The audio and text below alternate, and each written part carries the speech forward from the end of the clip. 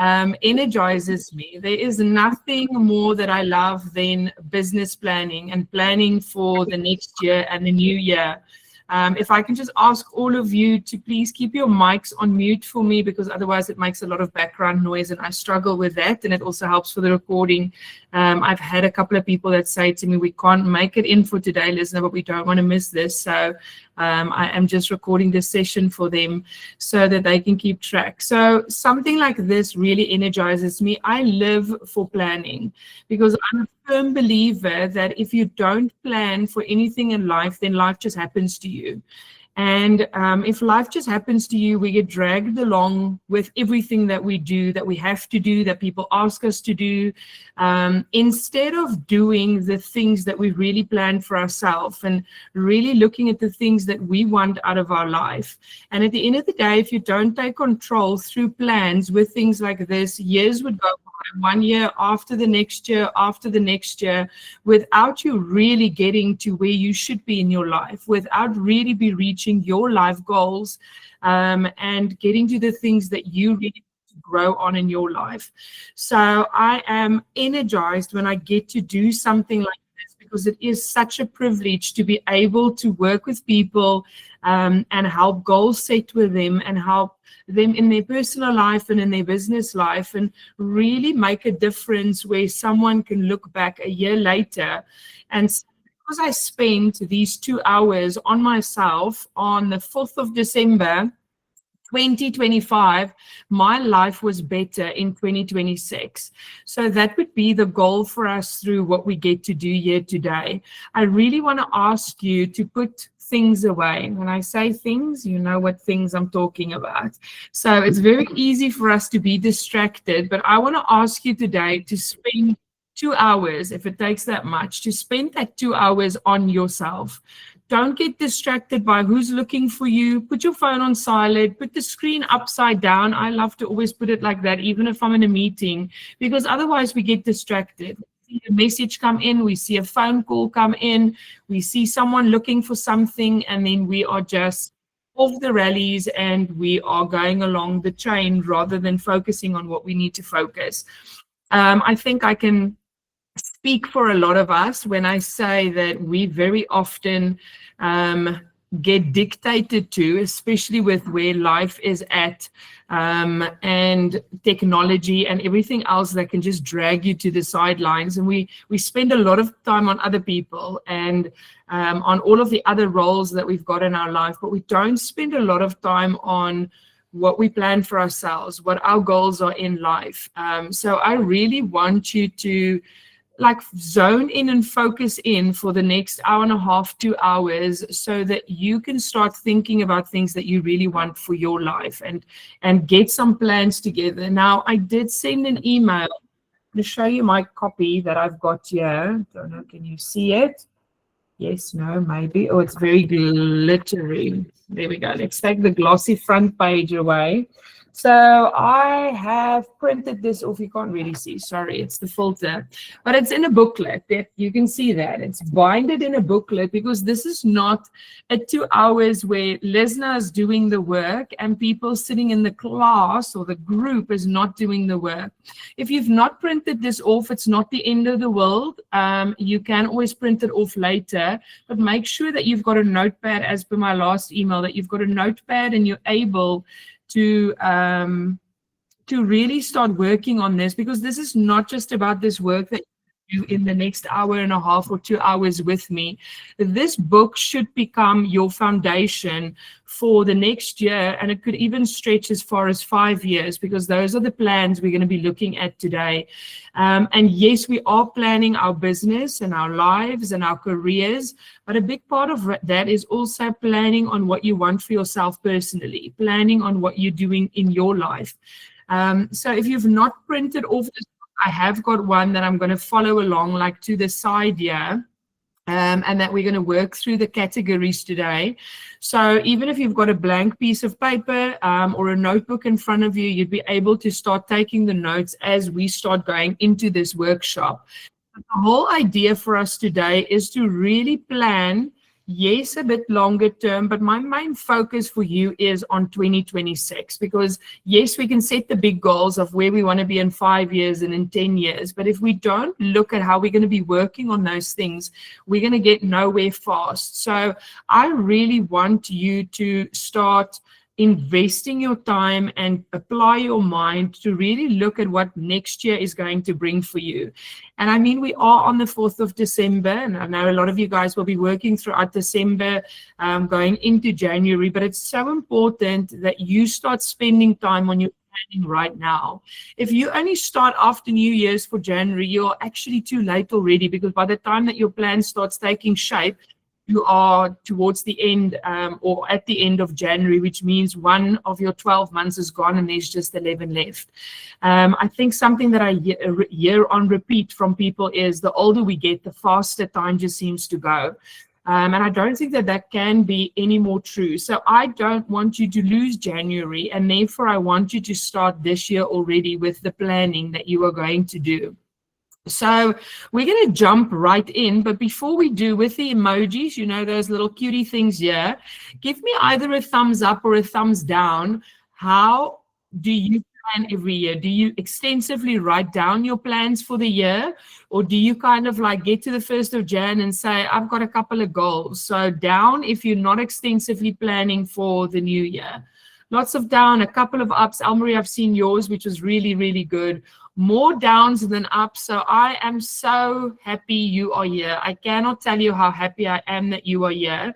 And the reason for that is, if you do not plan, your year will happen to you. You will get to the end of 2026 and you'll be like, okay, I guess I had a good year, but you don't even know, because you don't have a guideline. You're not measuring it against anything. So it's extremely important for you to do this today. If this is not something that you do, if it's something that you do already, well done. I don't think I can live my life without this.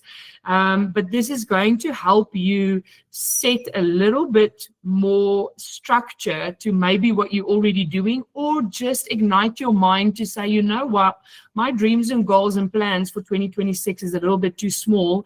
How can I make it bigger? So what I want you to do here today when we start, and like I said, if you don't have it, you can just write the number 1 if you don't have the booklet, because then you'll be able to transition it. You don't have to write the top headings down for yourself, because when you do print the book, you'll be able to transition it later on. But I'm so happy to see those thumb downers that are here today, and I'm even more happy to see the thumbs up that are here today, because maybe 1 or 2 things will spark the plans that you've got for 2026, and you'll add on to what you're already doing to take it into new heights. What I will do is play a little bit of background music as we go into each of these. But I want you to write down, and you don't have to write extensive stories, guys. This is about speed. This is what we want to do. We want to get as much of our mind applied to a piece of paper in front of us.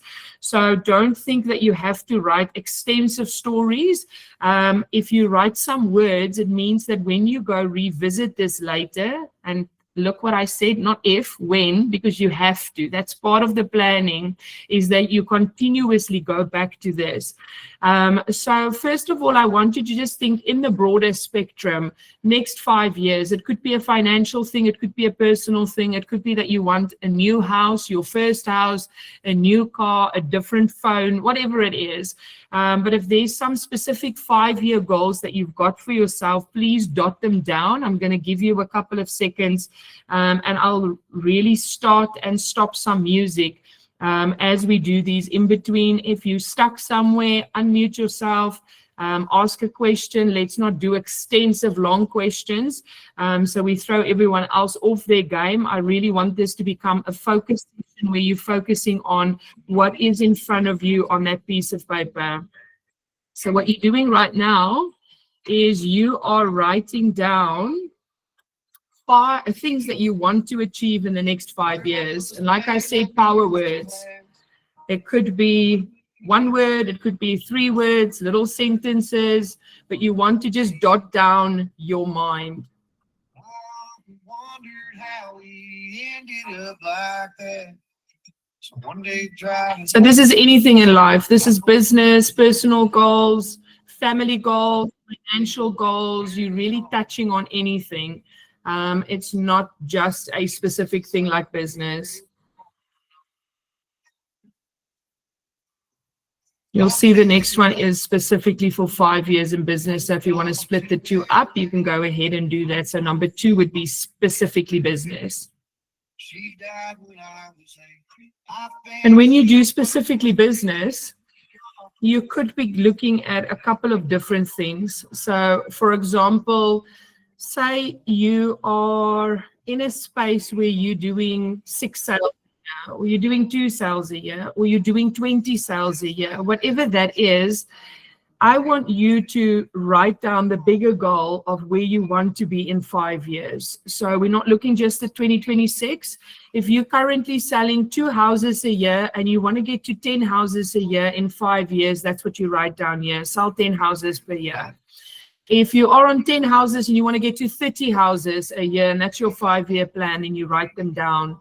This is where we do the big goals. So maybe you want to do a financial goal. Maybe you don't want to tie it into units. Maybe I am making 300,000 Rand a year, or I am making 500,000 Rand a year, or I am making R1 million a year. Like whatever that goal is, where you are now, you want to transition that into 5 years. So this is where we just go wild with the pen, and we write whatever big 5-year goals we've got in our business. Maybe you are growing a business team and you want to extend that.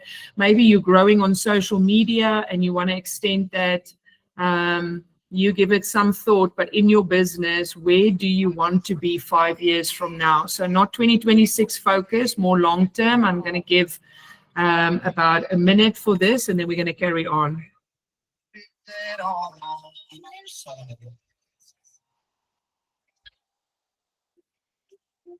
I probably need to move down a little more. If I could have found a bigger piece of cardboard.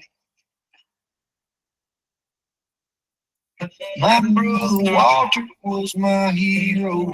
He was bad to drink. One night he laid his Harley down near that Ohio riverbank. Me and my ex-wife tried kids and we were dating. Till we even had a spare time. Little Walter didn't make it. It's hard to see all that driving by.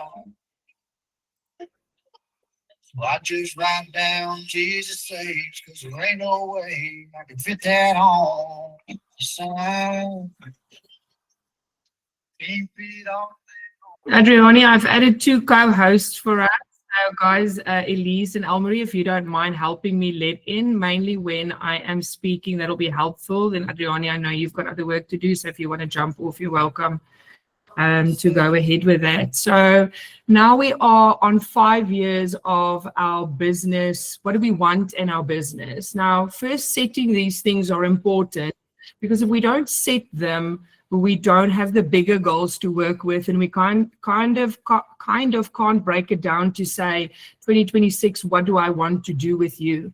So I'm going to scroll down, and now you're going to see we're going to start breaking it down a little bit. So at number 3, I'm asking, what do you want to achieve in your life in 1 year? So this is by end of 2026. Now, whatever you've got at 3 needs to align with what you got to do in 5 years. So whatever you put down at number 3, if you achieve this, it's bringing you closer to this goal. So this is almost like a smaller version. If you have to take this goal and say, you know what, if I achieve this in 1 year and I continue to do so, I will achieve this in my life in 5 years. So we're now in the 2026 category specifically. And as you write it down, I'm going to make little comments, I'm going to say little things, and you kind of take it from there. Something might just jot your memory or your mind. So say, for example, in life, you want to become a better mom. You want to be a more devoted Christian, or whatever your religion is. You want to do better in your fasting as next year comes up. If you're Muslim, if you are Someone that is a runner, you want to spend a bit more time on the road. Maybe you want to take part in a 5-kilometer run or in a 15-kilometer run, or you want to do a marathon, something that you've always had set out for yourself. Maybe you want to write a book. And if you want to write a book in 5 years, then that would mean you want to write at least 100 pages of that book or 50 pages for next year. So whatever is in this number 3 means if you do these things next year, it's going to bring you a little bit closer to what you've got at number 1. So this is life goals. And if you exercise these things, it'll take you closer to that 5-year goal. So you've got to think of things that you can do in the next year, that if you do them, you're going to be 1 step or 2 steps closer to where you want to be for that 5 years. Maybe you want to spend a little bit more time on your health. And in doing so, it means that you are prepping meals on a Sunday, or you're buying groceries on a Sunday so that you've got the healthy foods ready in your house for the next week to come. So those are small little things that could contribute to take you in the 5 years to that bigger plan. So whatever that is in the next year, so in 2026 that you want to pay attention to, you dot them down here for your life goals. And that is going to repeat at number 4 for your business in 1 year. So say, for example, in your business, you are on the 2 sales, and in 5 years, you said you want to be on 10 sales.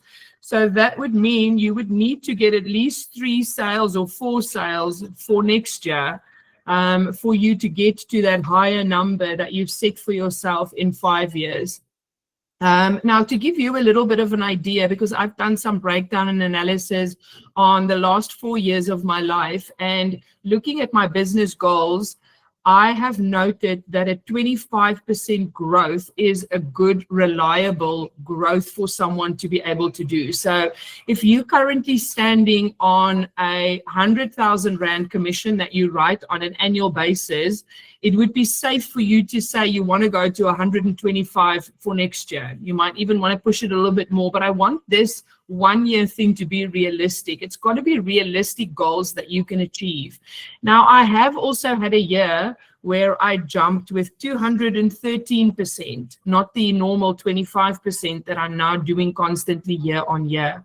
So if you are in a place where you're like, you know what, I'm not really giving this any sort of effort, then I really want you to look at what effort you can give it, because you can jump at 200 and then start going 25% a year. But I want you to put something down that's realistic for you here when you say a year. So whether that be at your life goal or at your business goal, this has got to be for 2026, and you've got to be able to really achieve this. If you're currently on 100,000 Rand a year and writing down that in next year, your goal for the year is 1 million gross commission income, that's probably not going to be that realistic, because we're not even at a 200% growth.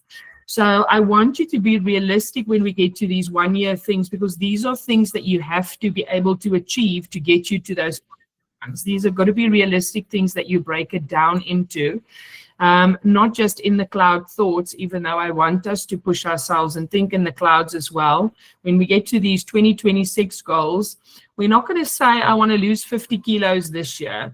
You could maybe say, I want to lose 10 kilos this year, if that's one of your goals, that you want to be healthier and maybe slimmer. So this is where you start breaking it down. If the 50 kilos are there, the 50 kilos is going to be over your 5 years, and your 1 year would be, I want to lose 5 kilos, or I want to lose 10 kilos, something that you can really achieve and that will not take over everything in your life.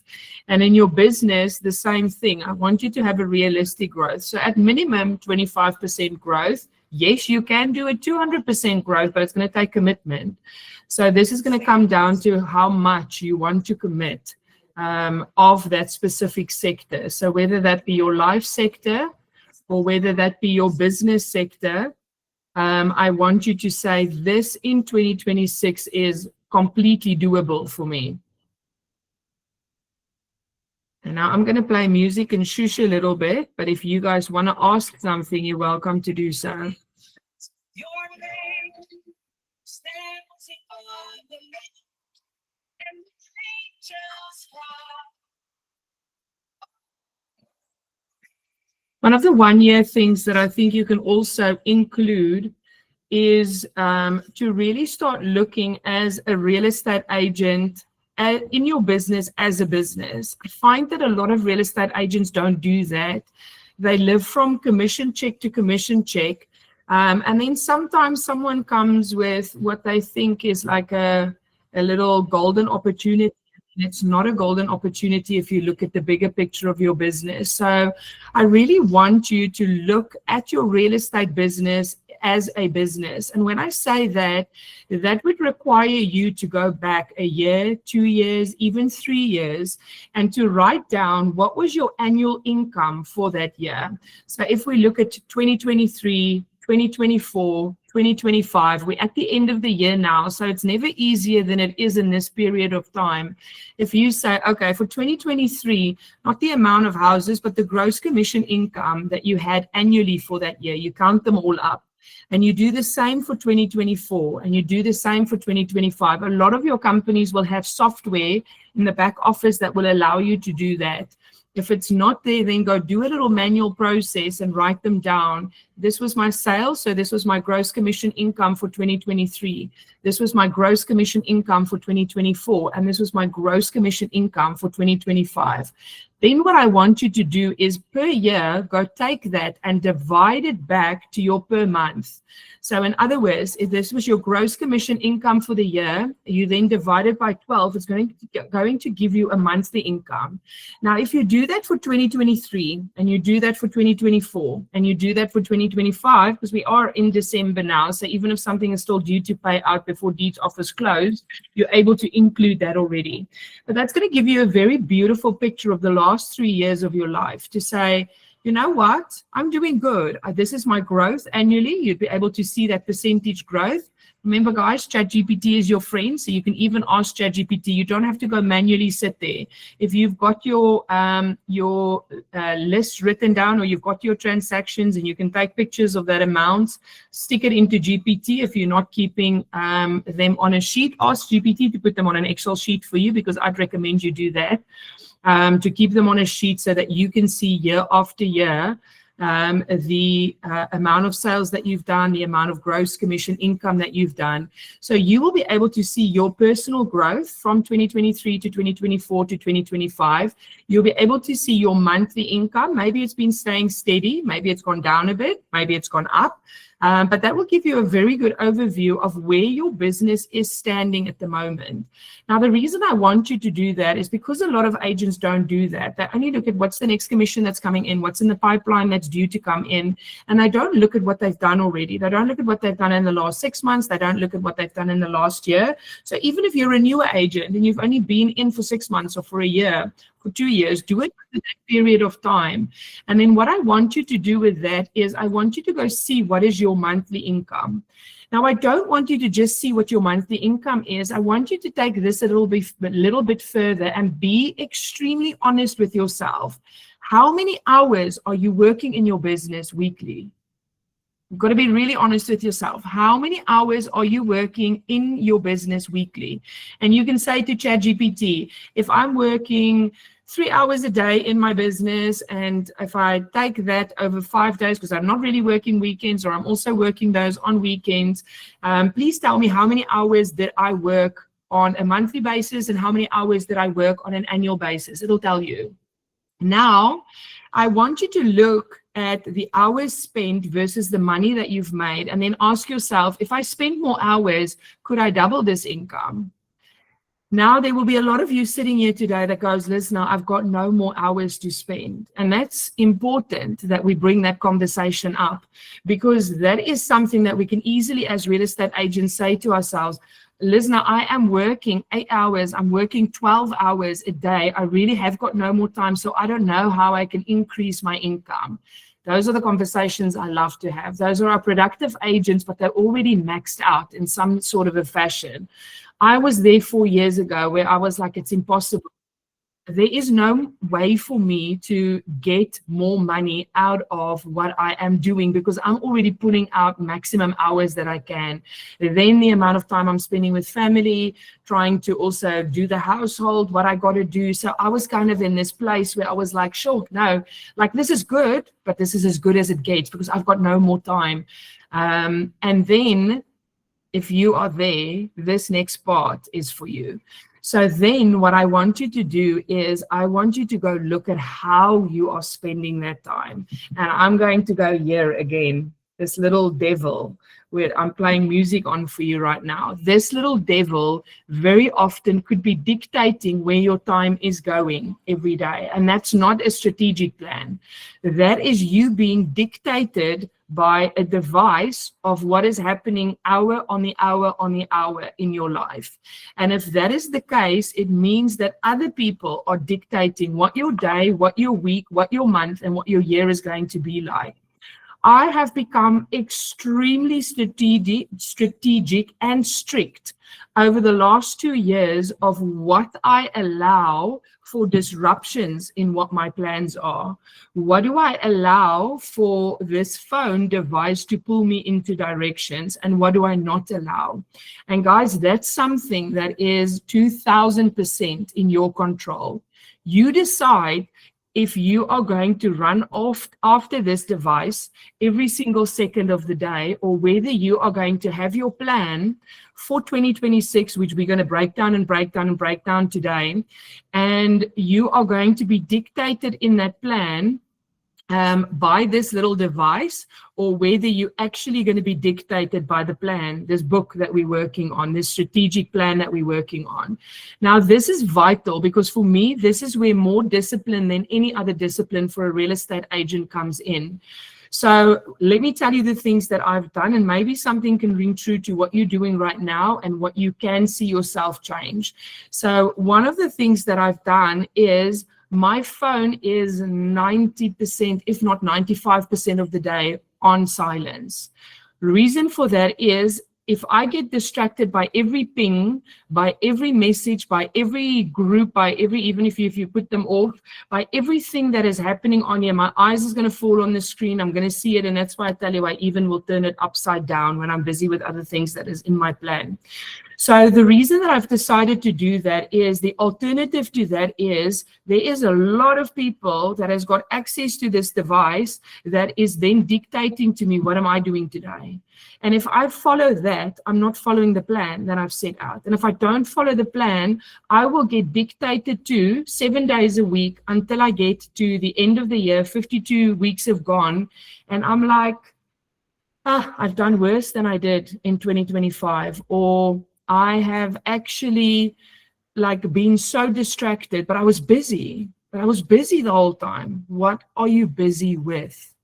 So you can be busy, but you can be strategically busy, or you can be dictated by a device for what you're busy with. Now, I know a lot of you are getting heart palpitations because I'm telling you that I'm an agent with my phone on silent. Do I put slots in my day during the time, 15 minutes here, 10 minutes here, where I'm like, okay, a client was looking for me, let me quickly contact them back. Yes, in that case, I will do that. I'm not going to miss out. We know we're in a hot market. But at the end of the day, you need to understand that you will still be getting your mandate. You'll still be getting your sales. Everything will still be happening without you being dictated as to when that is happening. So the more that you can step yourself away from this device, I'm going to ask you, and you can give a thumbs up or a thumbs down or whatever, but how many of you have got little notifications that is coming up on your computer? So when you're on WhatsApp, there's email alerts coming on. When you're on email, there's WhatsApps coming on. Then there's an alert for your Facebook popping up saying someone has just sent you a message.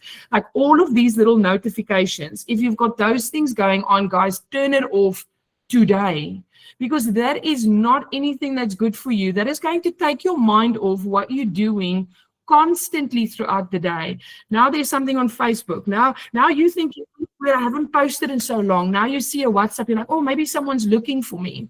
So you have to switch those. It's very simple and easy to switch them off. And if you don't know how, ask ChatGPT. And if you still don't know how, pop me an email. It's going to take a minute or two out of your day to switch those notifications out today. And you can much rather strategically have in your Facebook, because it's a platform that you use for work, or WhatsApp, because it's a platform you use for work, you've got a half an hour or a 15 minutes or an hour, if it's a big part of your business, assigned to that platform.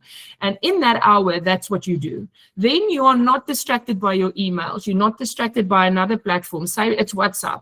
That hour you're on WhatsApp and you are replying to WhatsApp and you're sending whatever you need to send and you're getting out whatever you need to get out. Then when you move on from that one on your email, when you're on your emails, that's where you are. You're not seeing Facebook and WhatsApp and everything else popping up that is occupying your mind so much that you cannot effectively work. A lot of people think that, sure, I can effectively work for 6 hours or 8 hours, or you know what, I'm grinding it, I'm a 12-hour worker. You only have about 3 hours of really maximum high capacity brain function where you super during the day. And if those hours are all going into little distractions, then you're getting pulled here, then you're getting pulled there, you will go year after year after year without seeing a change in your life or in your business, because you're getting dragged along by the busy life and the busyness, but not by being really effective in your work schedule. A lot of people that I work with continuously will say, Lesna, I'm sorry to bother you. I know you're busy. I'm like, you've just wasted 15 seconds of your life by saying that sentence. So just jump into it. Don't apologize. You don't need to apologize for something. If you bump into someone, apologize. If you bump someone's car, apologize. If you hurt someone's feelings, apologize. Those are things to apologize for. I find a lot of people are forever on an apologetic train or forever on an explanation train. You don't need to explain yourself to anyone or anything. When you are running your business, you need to only be accountable to yourself. You only need to explain to yourself. So instead of being busy, because my first thought is when I hear that is, no, I'm not busy, I'm productive, because I'm sticking to my plan. And my production for me means that I'm not going to delay or alter from my plan. Yes, every day has got some flexibility in it. As real estate agents, we need to have some flexibility. Some flexibility does not mean 12 hours. Some flexibility does not mean my whole day, my whole week, my whole month. I've been flexible to other people's plans and other people's asks and other people's questions and other people's timing. I'm going to answer all of those, but in my timing, in what I've put out of my strategic plan, because that's going to allow me to answer that, but stay productive. It's going to allow me to do what I need to do for other people, but it's also going to allow me to do what I need to do for my business and for myself. So instead of being the busy agent, become the productive agent, because there's a huge difference. We can all be busy agents, but that's not going to make us productive. That is not going to show in your stats by the end of another 12 months. Production will, busyness won't. So you trying to figure out what is the things that's distracting you, what is becoming your busyness. The other thing I want you to do is, once you've got those hours set out, once you've got, because yours could be, listen, I'm working 12 hours a day, I'm extremely busy. Are you extremely productive? And if the answer to that question is no, then you've got some soul searching to do. You've got lots of writing to do, and maybe not even an atmosphere where we are sitting today, where there is me talking in your ear the whole time. It really comes down to some quiet time. The best time to take that quiet time would be in the morning. Get up 15 minutes or 30 minutes. I know you've all heard this. Get up a little bit earlier, where you are not picking up this baby. You are not, this is not where you check your clock. This is not the first thing you do. What about if you take this phone and you charge the device in a different room, so that when you get up, say, for example, you're normally a 7 o'clock, someone that gets up at 7 o'clock. Now you get up at 6:30, and for that first 30 minutes, you do not touch your phone. You are sitting there with this book that you've got printed out for yourself. You do a little bit of meditation, you do a little bit of planning, you do a little bit of strategizing to see, how is this week going to run? Maybe you can't do it every morning, but maybe you can do it 2 times a week, which is better than no times, which is better than you wake up, you take the phone and you start mindlessly scrolling, because just there you've lost half an hour, or 2 hours of your life. So take yourself from busyness to productiveness. And that's going to depend on you. It's different for everyone. But a big thing for me personally, and that was where I don't get dictated on other people's timing. I'm assuming you sending me a WhatsApp, an email or whatever because the time's convenient for you. Doesn't mean that the time's convenient for me. We all have to get off the mindset that we have got a mobile phone for our convenience, not for everyone else's. And if you can get off that mindset that you've got that phone for your productivity and for your convenience, not for everyone else's, your life will start going a lot better and you'll start becoming more productive, and you'll see it. You'll see it in your life and you'll see it in your business. Now, after all of this talking, I hope you've written down your 1-year things, because we're going to break it down even a little bit more. The next thing we are going to go to is, what can I do in my life in the next 6 months that is going to make a difference? I've just given you a huge hint or a tip there. Take your phone away from your bedstand. Go put it somewhere else. Go charge it somewhere else and have a half an hour where you're planning. I can also say be an evening planner. I'm a bit of an evening and a morning planner. I like to do a couple of things in the evening, but not necessarily plan my next day, because then my mind goes busy and I'm thinking about tomorrow a lot, which means I don't rest as well. That's just how I work and operate. So therefore, I only deal with tomorrow. What I will do in the evening is a quick brain dump. So I've always got a notebook on my desk, and my brain dump is things I really was supposed to do today, but I didn't get to it. So I'll go put that down, because that brain dump is going to allow my mind to relax a little bit so that I can sleep better tonight. That brain dump is going to ensure that I've now downloaded this to the paper, so I don't need to remember it for tomorrow. It doesn't need to keep me awake. It doesn't need to blow my mind. So now when I've got rest time, I've got rest time. I'm relaxing. I'm doing something different in my life, and I'm not constantly staying in work mode. Again, what do you do when you go into family time or into your own time? Are you doing that constantly with your phone, or you're doing that with putting the phone to the side?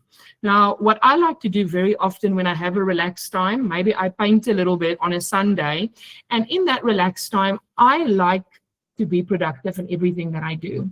So in that relaxed time, I also see that as a time for personal growth. So a video like I showed you this morning, that happens in my life, to my life, very frequently and often. I could be busy doing my makeup in the morning, and there is some sort of motivational video playing that is helping with tips that I can use throughout my life and throughout my day. I could go to walk on the elliptical for 30 minutes in the morning, and what I'm doing is I'm listening to someone that's productive, someone that is inspiring for me, so that I can use a tip that I get there into my life, my day. So I like to use things that I do even for relaxation, for me, for personal growth, because that's not a job. That's not something that I have to do. It's something that I get to do.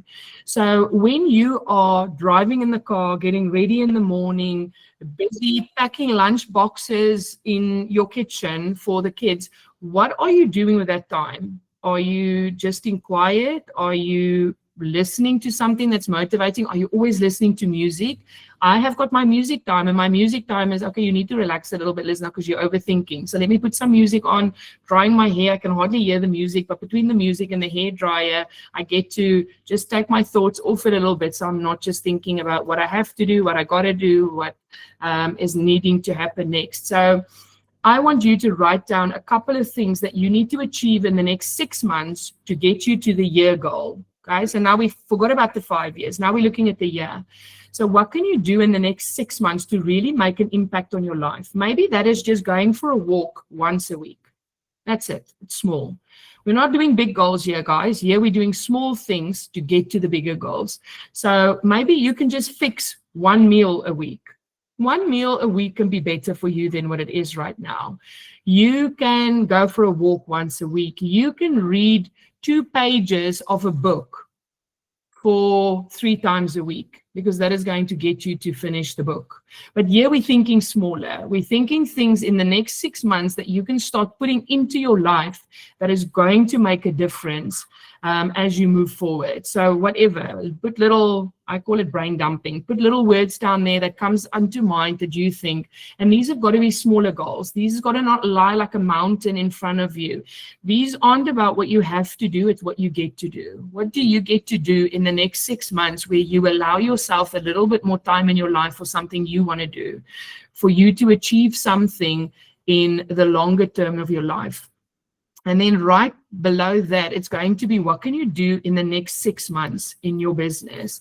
Now, this one I think is pretty important. And the reason that I think it is important is if you go break this down, this is going to start showing you things for you to daily do. So here we are at little things such as you are maybe making a phone call to 2 people on a daily basis, which you're not doing right now, or you're adding to your database, not the 60 people or 100 people, but 5 people a day. Like, what can you physically do in the next 6 months that does not feel like big deals, small little things that is really going to start moving your life and your plans that you've got strategically forward. So clear plan or a clear thought pattern starts with what you put down here. So I want you to think of little things that you can put down that is really going to make a difference for you. I'm going to read your comments while you write. Day after day, make them Monday, a masterpiece. Oh my. So Johanna, I was playing a clip in the 10 minutes before we started. Nothing important, but I'll share the link of it here just to give you an example.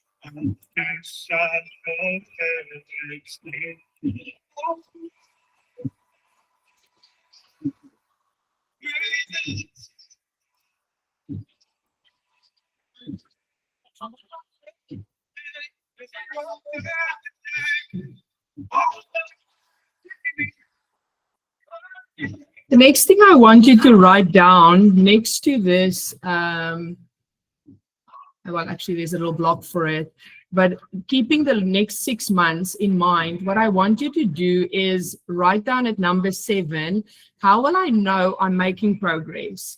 So what we're talking about here now is something that you can review by the end of January, something you can review by the end of February, something you can review by the end of term 1. So as you get to the finish of term 1, what little indicators will show you that you are on track for what you want to achieve in 6 months in your life and what you want to achieve in 6 months in your business.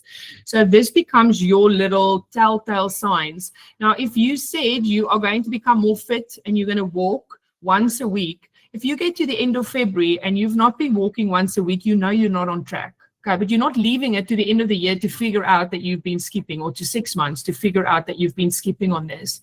So what will be your little indicators that you can check yourself up? When I get to the end of January, I'm going to check for these 2 or 3 things.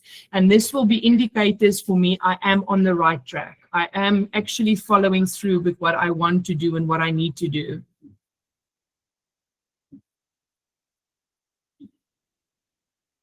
Now, maybe it is for you to grow your database. So you could be, okay, my database is on 100 people right now. If it's on 110 people by the end of January, it'll be a progress tracker for me. If I want to get more mandates because I want to increase my sales, I'm going to look and say, you know what, for the whole, I've done 2 sales for the last year, and for the whole year, I have made 2 conversations every second day with people about real estate, where I was trying to get referrals. So now I'm going to say I'm going to have a conversation like that once a day. You actually want to get to 20 conversations a day here, guys. Tip, so 20 new people that you're talking to about real estate on a daily basis. So if you are very far off on that, then start setting that for a goal. 20 new people that I'm talking about real estate every day. If you're very far from the 20 and you're like, I'm not even doing 1 a week, Liz, now then you say 1 a day. If you're closer, then you say, okay, I'm going to do 2 a day and I'm going to commit to that. And if I get to end of January, I know it should have been 4 conversations, 1 for every week of Jan, but I haven't had any. So I know, okay, in Feb, I can still catch up. But if we get to end of March and we haven't even reached what we're supposed to do in Jan, then we're falling behind. So this needs to be your little trackers.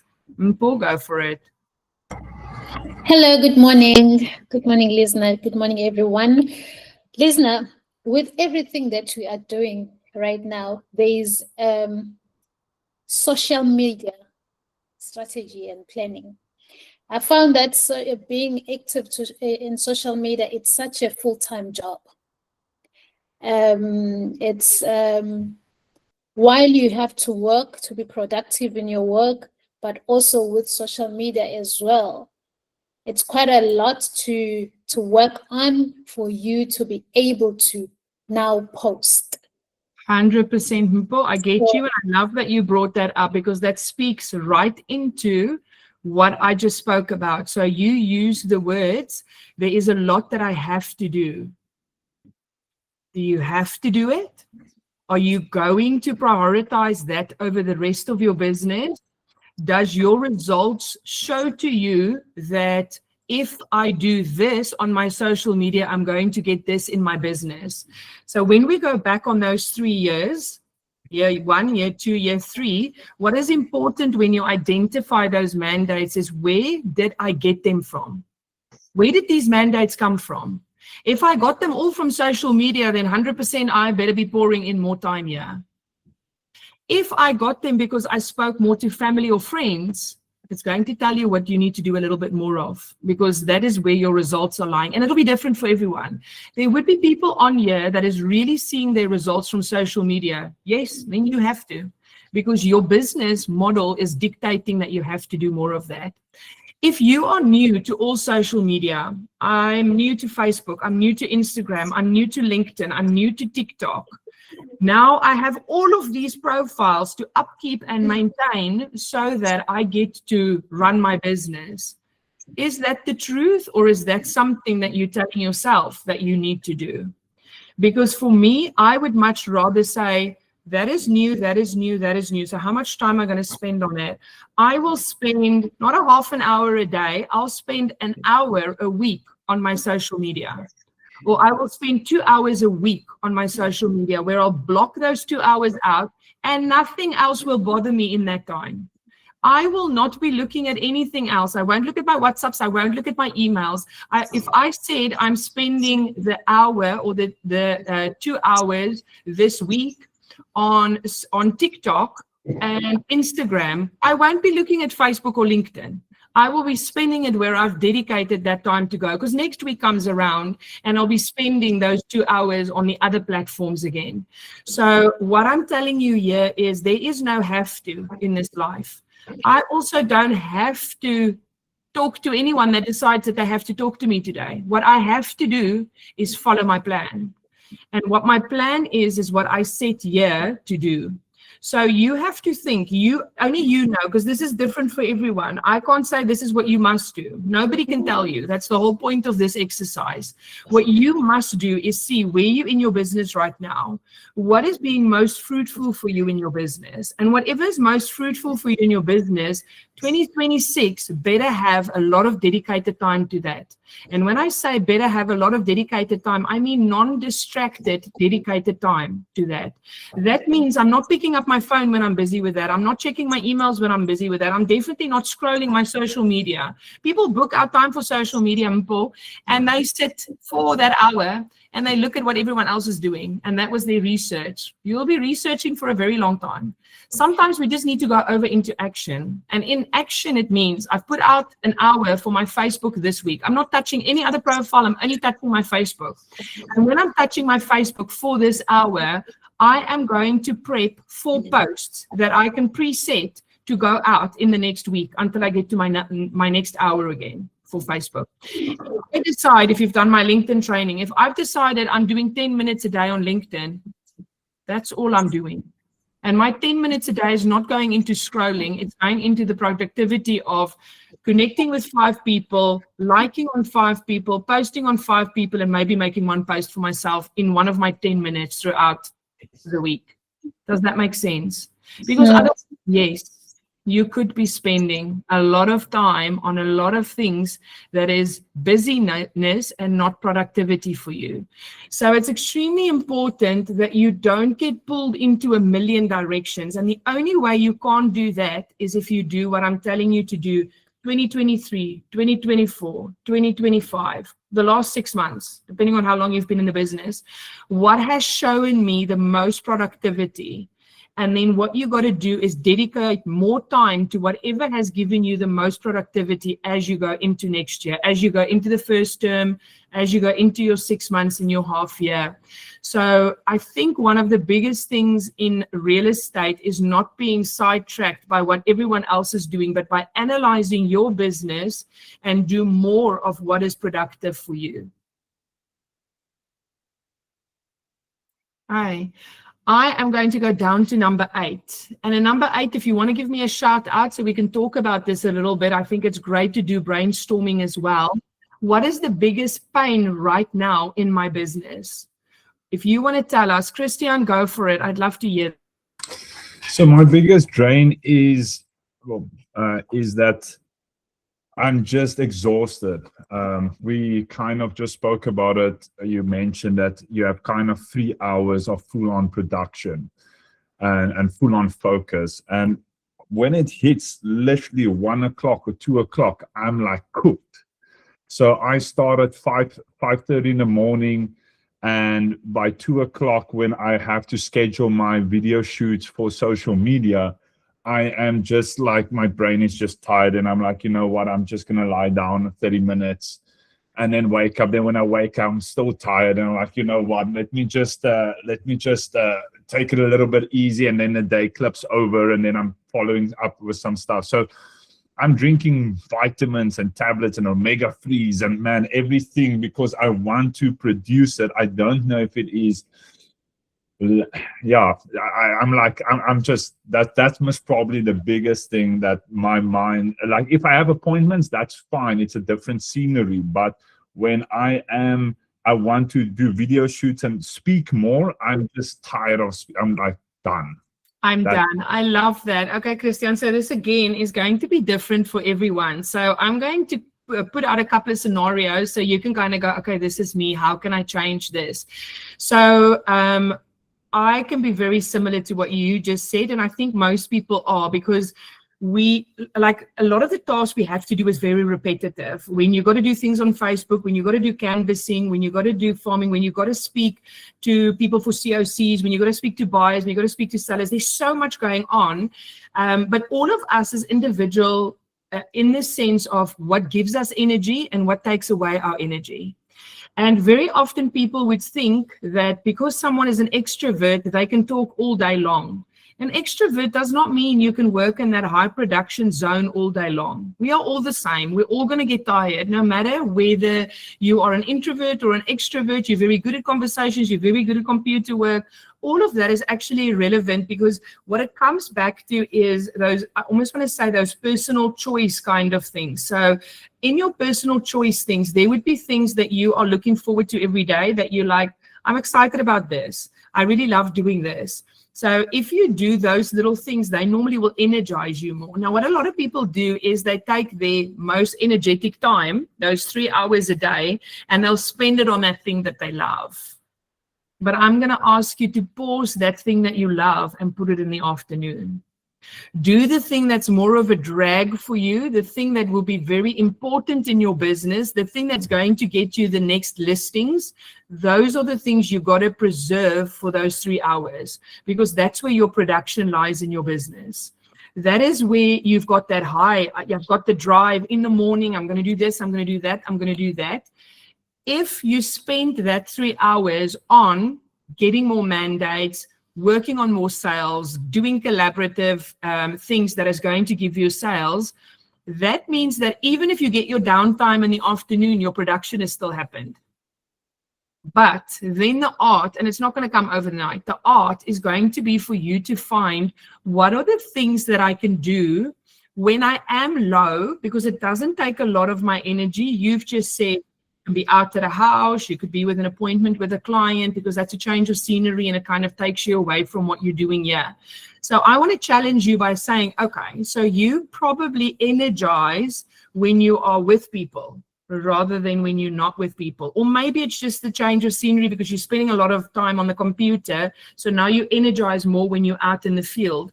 You then have to plan according to that. And then you can go, okay, listen up, but if I don't have appointments, what am I going to do? What about you spend that time to go to a coffee shop where you meet another agent that you collaborate with, or you meet the owner of the coffee shop and you chat about how you guys can collaborate on a little video that you can put on social media. Now you've got an appointment, Christian, for that social media shoot. It's not the appointment with yourself that you can bail on. Now the appointment is with that coffee owner, even if that is only in your mind, but it's better if you actually set an appointment to say, hey, dude, I've got some marketing initiatives. I'd love to come talk to you about it. Now you don't do that in the morning because you know your production, the crazy brain and the busyness can happen in the morning and you're reaching out for those mandates. You know this is a social media slot. You've got an appointment with that coffee owner, you have a cup of coffee and you say, you know what, I'm doing this, this, and this in social media because I'm working in this community. I'd love to give you some exposure on the social media. Would you mind us doing a little video together where I'm saying, this is our local coffee shop if you stay in this estate or in this neighborhood or whatever. And in turn for that, would you mind putting a we recommend board here in your coffee shop? Or can I put something on your tables for the next 2 months because I'm giving you this video shoot that's not costing you anything. But now you are doing a video shoot with a person in a coffee shop out of you sitting at home hoping to make a video of yourself. Could that work? Sounds amazing. Yeah. Right.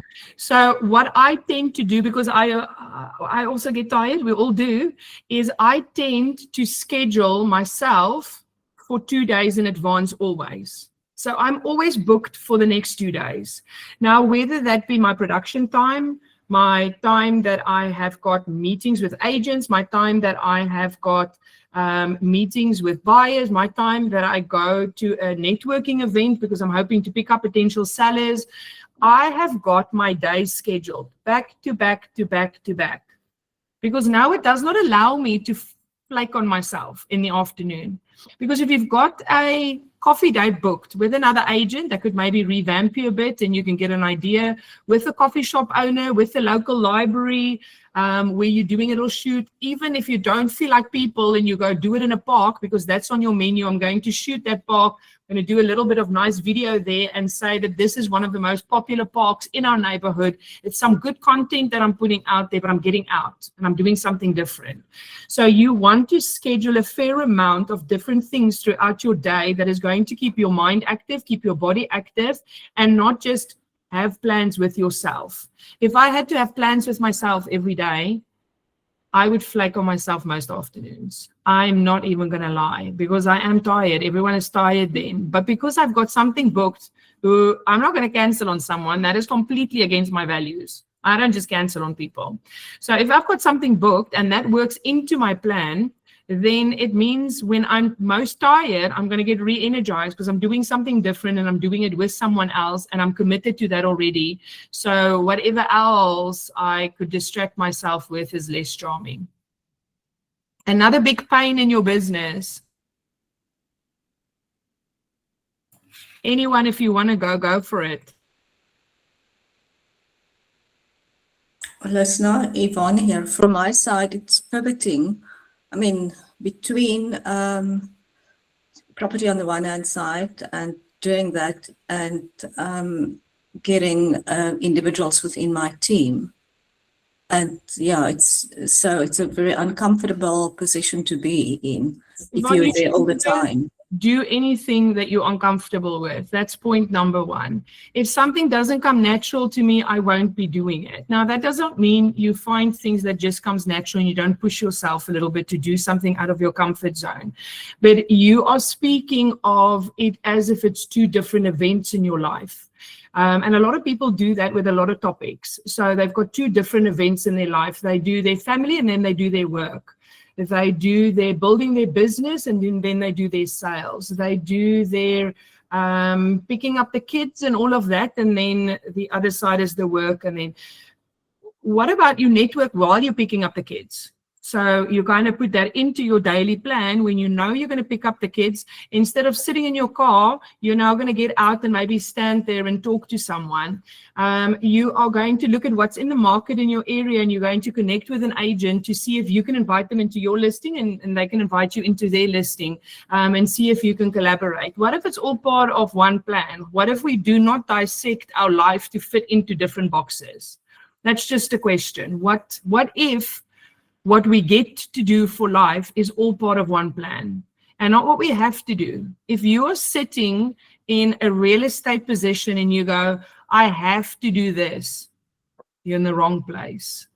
You need to feel every single day, I get to do this. I get to now go and meet this coffee shop owner. I get to go to this agent and see what their listing is like, and maybe I can pick up a buyer. I get to walk around when someone else has got open houses or show houses and chat to them and see the properties and kind of look at what value would I have put on that property. If you're passionate about what you do and what you get to do on a daily basis, it's not a job anymore. And it's so much easier for you to kind of get yourself into various different productions, because if you have to do things, they get boring pretty quickly. If you have to do something, now there's things we feel we have to do on a daily basis. Those are the things I push into those productive hours. I don't put my favorite things in those 3 productive hours. I put the things that I really am going to struggle to do, but they're important in my business. Those are the things that I put into those hours. Anyone else with a pain in their business right now?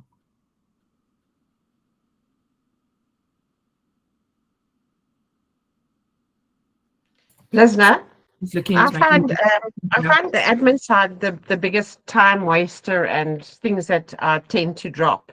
Keeping record and track, and even if I do lead generation and I've got the names of the owners and the sellers, and I sit there, but now I need to load it into PropCon. So if I've got time in the evenings, I'll go and load up a whole list to do for the following day. But it doesn't always work out that way. And I know I should be hiring somebody else to do that kind of thing for me. But I'm also a bit of a control freak. I want to be the one doing it, because I don't trust anybody else to do the same notes and things that I put in. So that's my biggest pain. Cynthia, sometimes we have to challenge our beliefs and what we do and how we do things. So you're talking to Control Freak 101 here. But I had to learn to let things go, because if you want to control everything in your life, it's going to stay in the time frame that you've got available. Which the one thing all of us sitting, we're 73 people on this call, the one thing that is equal for all of us is we all have the same amount of time. We all have exactly the same amount of time every single day. It's just how we choose to use that time.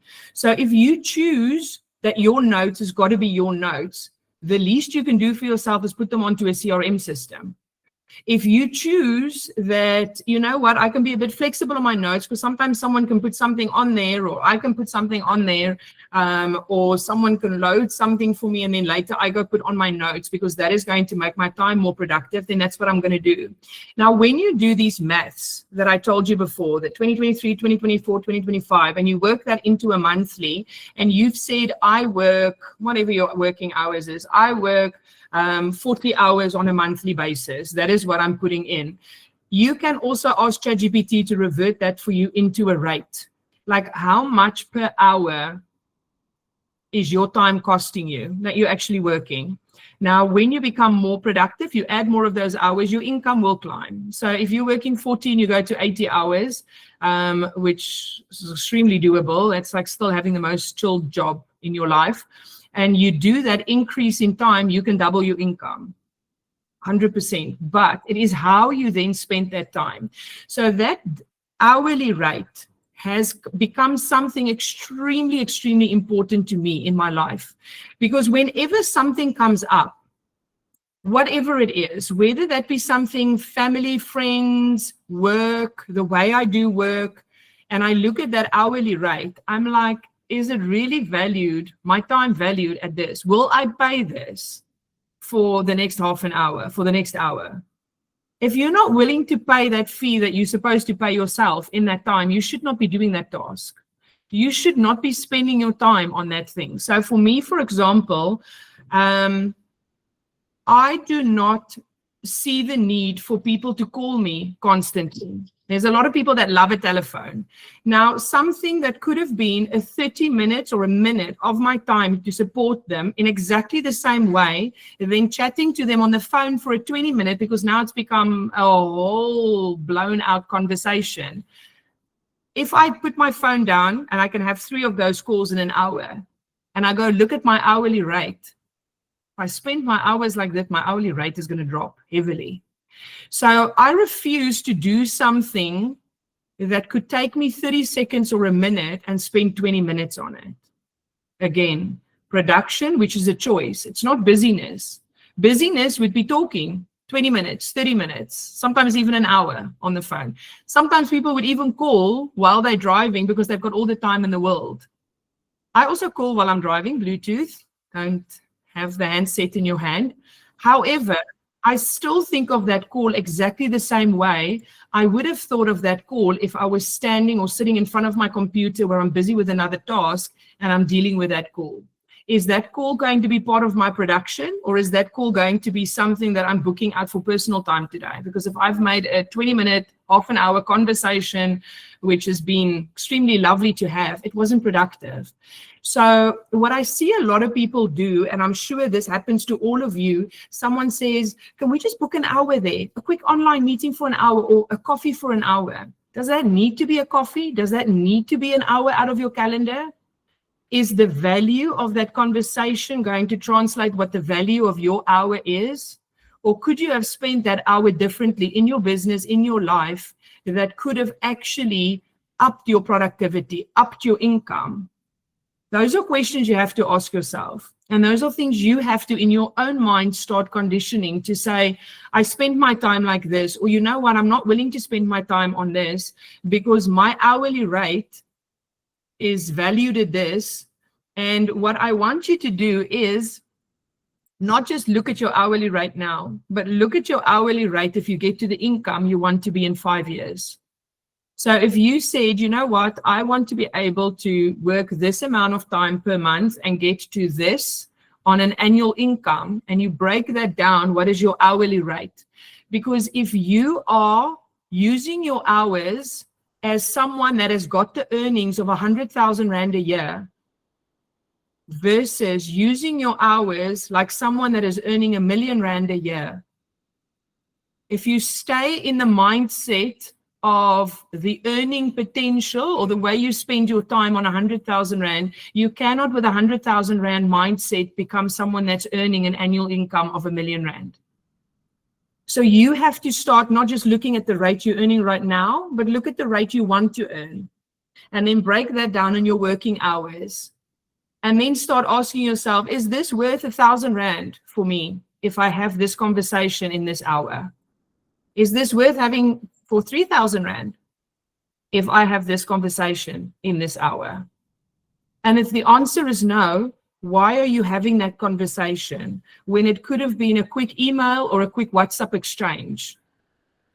Is that something you needed to do? If your answer is no, if someone had to give me this data in this format, on this platform with these specific notes as I like them, and this would be the time that I'm spending on it, it would value me at 40,000 Rand. Is that what you would pay if someone says, Cynthia, I'm going to put this on the database with your exact notes the way you want them. It's going to cost you 40,000 Rand. Yes or no, we'd be willing to spend it. If the answer is no, then why are you spending it like that? But you have to decide, what are you willing to pay? So what people are doing is they're using their own time as if it's free time because they're not physically paying it out. So it's almost like, because Cynthia's doing it, it's not costing me anything. Where I'm going now, if Lisna is doing this, it's costing me a lot of money. So Lisna can't do this, even if she feels like it. Because some of the times I'm like, I like a little mindless job where I can just, like, I don't have to think too much. I can just do. But that little mindless job where I'm just doing is costing me a lot of money. So I'm like, no, I can't. Even though I'd love, I said to my my neighbor brings her daughter. We do a little driving club for school in the morning. So she came around this morning with her daughter.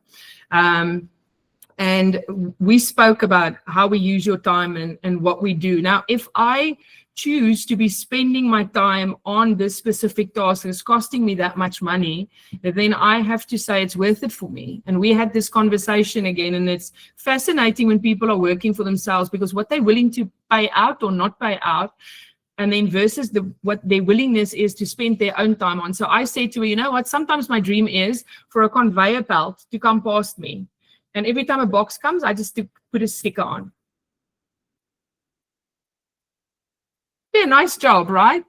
It'll be amazing. I don't have to think at all. My brain can just rest. That's where I am. And when we get to the 4th of December, that is where I am. I would love a mindless job. Will I get the money that I'm getting for my mindless job? I won't. Okay. So you need to see whether you want to spend your time on something specific. Now, the reason I told you earlier to go break down that rate to a monthly rate is I see a lot of real estate agents that do not do that. Then suddenly on LinkedIn or some other awesome place where they're networking, someone comes to them and they say, you are amazing. I've got this perfect position for you in this company or in that opportunity. And what you will earn is this monthly rate. And suddenly you go, whew, that sounds nice and easy because I'm going to get this every month. But then if you go work out what you did monthly for the last 3 years, very often it's double that for the hours that you've put in. So now a lot of people go, okay, for myself, I'm willing to work 5 hours a day. But if I go work there, then I will have that basic salary, which is less than what I'm actually earning now at my 5 hours a day. And I'm going to sell my time to them from 8 to 5 or 9 to 5 every day for this smaller salary. But they don't even realize it's a smaller salary. It's just what someone is offering them. So you need to start knowing your value as a real estate agent. You need to start knowing your value of your time. And as you know your value of your time, it will become so much easier. There's loads of mandates that I say no thank you to because they're not being realistic on the selling price. They're not willing to commit to me on a sole mandate or on a joint or a combined mandate. They want to play their price by their rules. No thank you. I know what my time is worth. So I'm not going to spend it there. But if you're an agent that's out in the field and you don't know the value of your time, you're going to spend a lot of time on things that is not going to make you productive. So go look at that 5 years. And at that 5 years, go look at what do you want to earn in 5 years. And then start saying, what am I earning right now? And then start saying, am I spending my hours because I'm staying in this earning bracket? Or am I going to start thinking like the earner I want to be? And then I'm going to start saying, I can't spend this hour like this because it's actually costing me this. And then you'll start thinking differently about your tasks and the way that you do things. Guys, I have to move on so I don't catch myself with time, which I easily do here. But if we do have more times for chat at the end, I would do that. The next one, extremely important. What is going really well for me in my business right now? Now, I asked you that before when people asked me about the social media. Didn't ask it so directly to her, but my question would be, Mpho, how much money in the last 3 years have you made off your social media? That's when you start deciding how much time does it get of you. Yes, it's something you got to grow for the future, but then it doesn't get more than an hour, max 2 hours on a weekly basis. And you book that out somewhere and you've got no distractions at a time, but that's the only time that it gets from you. Guys, so where does your biggest success lie right now? Where did you get your last mandates from? Where did you get your last 2 or 3 years mandates from? And in those mandates, you would be able to then say, this is what I'm going to spend more time on. If it came through the referrals, which by the way, 65% of real estate agents' business comes from referrals. There's a hint for you right there. 65%. So how am I working my referral network? Am I working my referral network or am I neglecting them? Who is my referral network? Are they in my database? Have I got a list up on my wall to say I have to remember every month or every 2 months to check in with this person because this is my referral network? Are you spending your time wisely? You're spending your time on the things that is going well in your business, the things that are making money in your business. You've got to identify. So that's also why I'm telling you that today is not just about what we do in these 2 hours. It is about what you're going to do after this. And no, you're not going to spend days and days. We don't have time. It's peak season, it's busy season, it's festive season. But if you don't put some time out and go, you know what? I am putting out 2 hours on a weekly basis that I'm going to revert back to the things Lizna said. What is 2023 doing? What is 2024? What is 2025? What is going really well in my business? What am I struggling with in my business? If you identify what you struggle with, ask someone. You're welcome to ask me. I'm just going to ask, don't send me a WhatsApp. Send me an email. If you want to ask me to help you, I'll help you. Send me an email, please. Let's identify what the pain points are and what you can do better there. Sorry, Lizna. I just wanted to emphasize on this that I don't know, for me, social media, yes, I'm on social media, but I'm going to move you on from that to the end. Sorry, we've got limited time, so I'm going to move you on to the end right now. So if I can just ask you guys to hang in with any questions, dot them down, keep them in your mind.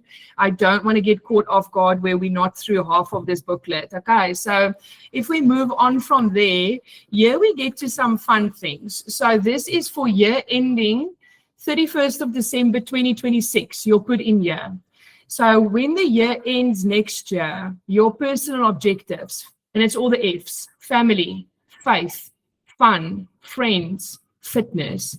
Where do you want to be next year with this? Family. Maybe you wanted to talk to your family more. Maybe you want to spend more time with them. Maybe you want to take your family on a holiday trip. Maybe you want to commit to doing a Sunday lunch twice a month with your family, because right now you're doing show houses. So that means you've got 2 Sundays for show houses, 2 Sundays for family lunches. So what do you want to do with your family when you get to the end of next year? This is literally a year from where we are now, a year and a couple of days. So family, where do you want to be? Faith, where do you want to be? Maybe you want to grow stronger in your faith. Maybe you want to be more committed in your faith. Maybe you want to spend more time meditating, where you're really opening your mind and you are growing as a person. So where do you want to be 31st of December 2026 with your faith? This is in the next year. What do you want to do for fun? When you get to the end of 31 December 2026, what do you want to do for fun? Now, guys, I'm a huge advocate for a vision board. So I don't clean up my vision board and restart it. I like to add things on, and if I later have to take things off that I've achieved already, I'll take it off. But I keep on working on that, and that's normally my January thing. So in January, you could maybe stick some more things onto your vision board. What fun things do you want to do? If I think funds, I think vision board. I want to go to a real estate conference again in Mexico next year, because a part of that is fun for me because I do a holiday before I do the actual conference. That's big on my agenda. That is something I've been thinking about all year because I don't want to miss out on it. What is your fun thing that by the end of next year, you really want to be able to achieve that fun thing? What do you want to do with your friends? Maybe you're so work orientated that you just don't spend time with your friends. Maybe you are so family orientated that you just don't spend time with your friends. Maybe you've got friends that you've been friends since school, or maybe you have got friends that are living overseas because they've immigrated and you don't make a point of reaching out to them. This friendship could be going out for a wine date, or it could just be you talking to that person once a month, because right now you're only talking to them once or twice a year. What is your friend's goals? And the friend circle does not have to be huge. It could be 1 or 2 people. Maybe you want to go on a girls' sleepover with 2 of your very good friends, where you guys are going and you're doing something fun that's just about you, for those 2 or 3 girls. Or boys. No, boys are good with boys' trips. Girls sometimes neglect the girls' trips. What do you want to do in your fitness? Maybe one of your goals is to become fitter or skinnier or healthier or whatever. But by the end of December 2026, where does this have to stand for you? Maybe you are just religiously going on a walk twice a week when you get to the end of December. That's a very healthy and good goal to set. But what does fitness look like for you when you get to the end of next year? And for all of these, I actually want to ask you, where did this stand last year this time? And did you grow in these areas in this year? And if you did not, that is exactly why the planning is important. Because if you don't put small little things in place for a plan, nothing is going to happen. It all starts here with what we're doing today. So family, faith, fun, friends, what are you doing before 31 December 2026 in those categories? Family, faith, fun, friends, fitness. Now we're going to brainstorm a little bit on business. And what we're going to brainstorm on business is that I want you to write down the words or phrases that you characterize yourself with. I'm going to read some things for you just to give your mind a little bit of a jiggle. And anything that applies to you, I want you to jot that down. Okay, so let's start. These are the values that are important to you. So your core values: respect, kindness, trust, loyalty, love, honesty, fairness, having courage, patience. Maybe you need to work on your patience. Hope, gratitude, joy, peace, empathy, support. So you don't write all of them down, you pick from my list. I'm going to continue, but you pick your core values, which things are really important to you. Growth, humility, integrity, freedom, balance. Ooh, I can do a whole talk about balance. Such an interesting thing. Care, wisdom, strength, unity, connection, calm, purpose, generosity. Maybe you want to share more with others. Reliability. Maybe that's really important for you to be extremely reliable. Discipline. Creativity. Maybe bringing a bit of creativity in your life on a daily basis is important. Like me and Christian just exchanged there. Be creative about your down times and the times that you know you're going to dip. Be creative in thinking about what are you going to come up with for alternatives that'll take you out of the zone you're in. Joyfulness. Service, maybe being of really good service to other people is extremely important. Gratitude, maybe being grateful is something that's very high on your list. Or confidence, self-control, or a growth mindset. Now you might add others, that's core values to you. But once you've written all of them down, we're going to go back to that list to find your core values. Now, I really don't want you to have more than 3 to 5 left. So when you go to this list where you just dotted down all of this, I want you to start crossing out some of them so that you are remained only with the ones you can't cross out. 3 to 5 of them, which is really, that is the core of everything for you. This is what you are all about. So you'll have a lot that you wrote down because a lot of values will run through you in the way that you work and the way that you do things. But any of those core ones, 3 to 5 of them, you absolutely cannot live without them. They are your glue that keeps everything together every day. That's how you believe in friendships to be. That's how you believe in you needing to show up. That is how you believe your service to your client needs to be. So it's a difficult task to take out, but you'll find there are some ones you can't take out. So in this list, you cross out until there's 3 or 5 left over. Those 3 or 5, you're going to come and write down here as my core values. So when you're left with 3 or 5, if you have to do 6, good. If you end up with only 2, fine. But your core values, you then go right down here. You can have more. I don't really like it to be more than 5. It's better when people narrow things down. The other ones you'll have anyway. What I have done, for example, for Team Realtor SA is I've used acronyms for Realtor SA. So every acronym stands for something. I'll see if I can pull that up and show it to you. But eliminate them, get them down, get them out, and really see what is your core values. What do they stand for?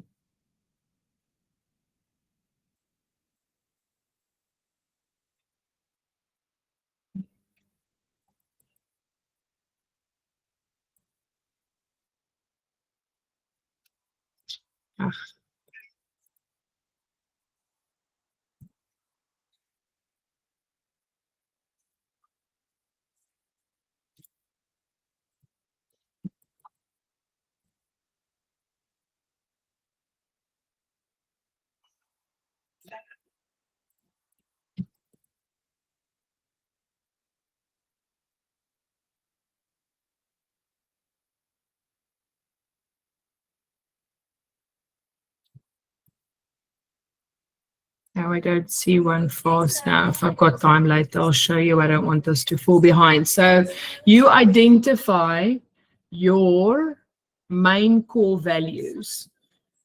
Now, this will really help you with everything that you do, every obstacle as you come across them throughout next year and the years to come.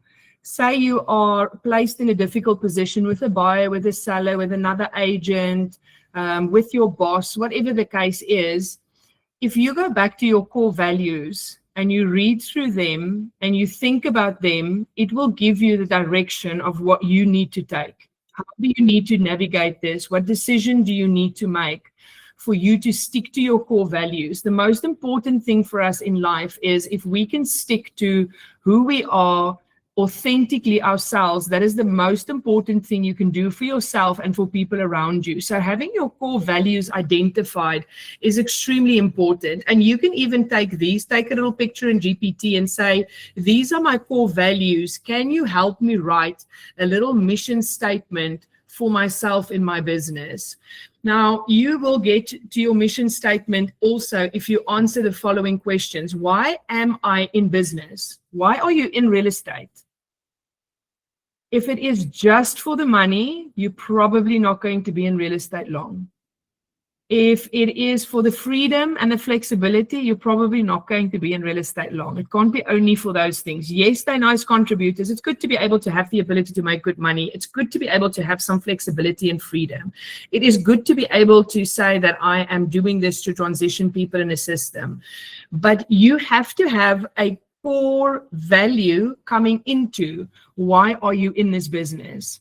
So for me personally, that is such a big thing. It's to make a difference in everything that I do every day. So I know what my core driven thing in real estate is. It's to make a difference. So whether I'm speaking to a buyer or a seller or another agent, someone that's looking at buying or renting, all of those people, if I can make a difference in the tasks that I do, in reverting back to what my core values is, how am I going to handle that situation, that is going to push me forward. That puts me in an energy where every day I get up and I go, I get to make a difference today. And because I get to do that, I get to have a little bit more energy. I get to plan a little bit differently. I get to do things a little bit differently. You have to figure out, why are you in this business? If you can't figure out why are you in this business and how does that tie to your core values, you are not going to have a prosperous relationship with real estate on the long term. And I think that's so important. I see a lot of people that are having difficulty answer this number 2. What makes me unique? Guys, your uniqueness is where everything in your value lies in you as a contributor in someone's life and in this real estate industry. I see far too many real estate agents that are comparing themselves to other people, going, but that person's doing this and I'm only doing that. That person's doing this and I want to do that, but I'm not doing this.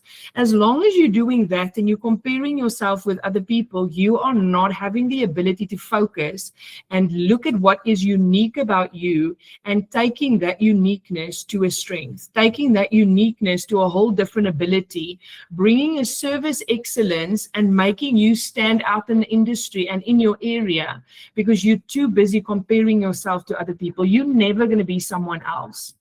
You're never going to be great at being someone else, but you are going to be great at being you, because nobody has got the ability to be you as good as you do. So the more that you can focus on your uniqueness, the more that you can zone in on that and take that uniqueness and make it 1% stronger every single day, you will be 365% stronger at the end of December 2026. So identify your uniqueness and stop looking at your weaknesses. So often in society, we get taught to look at our weakness and make that stronger. No, you don't have to. You have to find things that can help you balance that out. But the more that you can look at your uniqueness, the more that you can really look at your strengths and zone in on your strengths, the better you are going to become at your business, the better you are going to become at your life, not spending negative energy in comparing yourself to other people, but trying to be 1% better every day than you were the previous day. This is a very good question. Sometimes if you can't answer the uniqueness, what do I want to be known for? What do you want to be known for? For what type of person, what type of value, what type of service, what type of daily thing that you do you want to be known for? If you can figure that out, guys, you have got so much motivation going into every day. You will not need to feel like you are having a little bit of a downer or you need a little bit of a lift. You will automatically be lifted into the next level and the next step of your life. The next question is very important. What do I intend to do better than everyone else? And this is not about comparing with them. This is looking about where your uniqueness is, what you want to be known for, and that will bring you to something where you're not comparing yourself with other people. You're zoning in on your uniqueness, your strength, and you know that because of your uniqueness, if you focus on that, you will be better than anyone else, because you are focusing on your strength and your uniqueness and what you want to be known for, what makes you move in the morning. I do not know one single person, and if you are on this call, I cannot wait to spend more time with you, that is motivated every single day. I have yet to meet that person. But the things that we do is not the things that we do when we're motivated.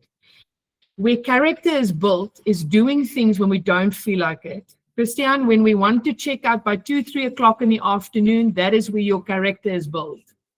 And that character can only be built not in that moment. It's what you plan before that moment that will push you into movement where your character will come down from. It will come down to what do you intend to do better than anyone on this call. I intend to not succumb to that moment of weakness. I intend to not succumb to when I don't feel like it. If I have to stop doing things when I don't feel like it, sure, it'll be most of the time. So that's when discipline kicks in. And how do you get more disciplined? It starts with the small things. It starts with that half an hour in the morning. It starts with not touching your phone when you don't need to touch your phone. If you've already evolved that you don't get distracted by things, fine, go for it. Do what you do. Do what you want to do. If you are so focused on your goals and driven that nothing can distract you, then half the things that I'm talking to you about today won't be a distraction for you. But if you find them to be distractors, you need to start cutting the distractions out. You need to start becoming loyal to your plan. And how you will transition this plan into your daily life will be, this is what I'm doing. I'm getting up half an hour. This is what I'm doing in that half an hour. This is what I'm doing in that hour. Here I'm leaving an hour. So if I get an unexpected call, I'm immediately able to say, I can talk to you at that time, or I'm able to discuss this with you later, or I can answer you at that time, or I can be with you at that time if it is an hour. I promise you, you will not get so many calls a day that you can't attend to it in an hour or an hour and a half that you've left free in your schedule at 2 different slots. You will be able to attend to it. So you booking up the rest of your time is your responsibility. You booking up this day with only 2 45-minute slots or an hour and a half an hour slot, you booking up that time, because I promise you in that planning, you're not planning something for 6 o'clock this evening. So if you get a client calling, oh, everything else is taken, but I've still got 6 o'clock for you. You will always still have time with everything else that you've planned out. So if you start becoming committed to always planning the next 2 days, making sure you are somewhere, you're committed to an appointment, something you can't cancel. Those things that you can cancel, you want to do in the morning, you want to do in that peak time of yours. By about 12 o'clock, your peak time has run out. Maybe 1 o'clock, your peak time has run out. So you want to do those things that you must do when you're not going to fade on yourself. Anything after 12 or 1 o'clock, when you're going to fade on yourself, you're committed to having a coffee date, an appointment, a video shoot with someone out there that you are including in your pictures, in your post, that you're now collaborating and networking with, and it's becoming a networking partner for you. It doesn't have to be in real estate. It can be anywhere. Everyone else. Okay. So then last one here in this category, what do I want to accomplish in my business? So you use your core values and you write the mission statement. I'm not going to let you do this now, because you can take your core values, you can stick them into GPT, and you can say, these are my core values. I want to write the mission statement for me in my business, and it'll help you with that. So let's not hang on it, but you can have a little section there, and you have to have a mission. If you don't have your values and you don't have a mission, guys, you are just plottering around every day. You're not really then working on your business, you're just working in it as people are telling you where to move and when to move. Give me a thumbs up. Who of you know SWOT analysis? Who of you have done SWOT analysis before in business? Okay, lots of you. Very important, SWOT analysis. So SWOT analysis is where we look at strengths, at weaknesses, at opportunities, and at threats. So if we look at it, and it's going to help you to do your SWOT analysis, there's a couple of these pages, because you will keep on changing them as you grow and as these things change. But it'll help you, if you look at this page, to be able to complete the next page. We're not going to do that now. I want to push us ahead so that we don't lose out on time. We've got a little bit of time to still chat at the end. So if you look at your strengths, it's asking you questions. If you look at opportunities, it's asking you questions. If you look at your weaknesses, it's asking you questions. If you look at your threats, those are the things that are outside. You can't contain them. You can't change them. Very often in our industry, a lot of those threats would be the way real estate agents behave, because we can't contain that. We can't control what they do, what they say, what they don't do, but that does have an impact on the industry. What we can control out of that is to not be one of those threats to the industry, to do things differently, to show up differently, to run with your skills differently, to educate yourself more. But I want you to look at each of these and go write them down. And you're going to see there's a couple of pages. Why? Because you'll do one now, and then you'll reassess in 3 months, and you'll reassess. And these reassessments is going to change. If these reassessments does not change and they stay the same, it means you're not growing. Then you've got a whole sort of a different problem. Now, because you're working on it, I know you will be growing. Why? Because the human mind is like that. When we focus on something, we will do it. We will pay attention to it. If we don't focus on something, meaning you were not here today, meaning you are not a planner, meaning you're not planning for next year, that is the only way that you can't grow. If you plan and you start using this, you will, by March next year, redo and it'll change. And then you'll get to July and you'll redo and it'll change.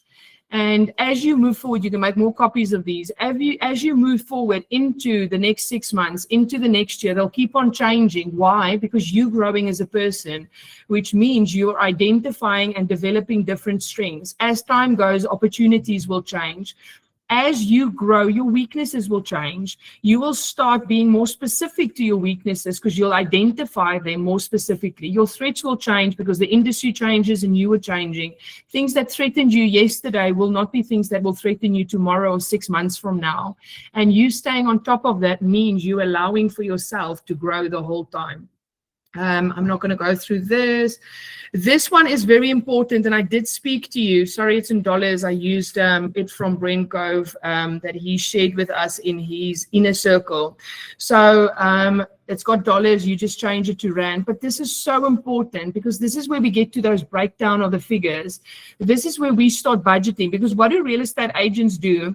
2023, they made 30,000 rand a month. In 2024, they made 40,000 rand a month. In 2025, they're making 45,000 rand a month. And they're going like, I'm not really growing. I'm not really doing much. I don't really know what I'm doing. But they're just still living with that increase as they're having it. They're not planning for that. What if you are planning what your expenses are and you know, I need 20,000 rand a month. So when I'm making 40, I need to think about how I'm using the other 20,000 rand a month. Am I investing some money here?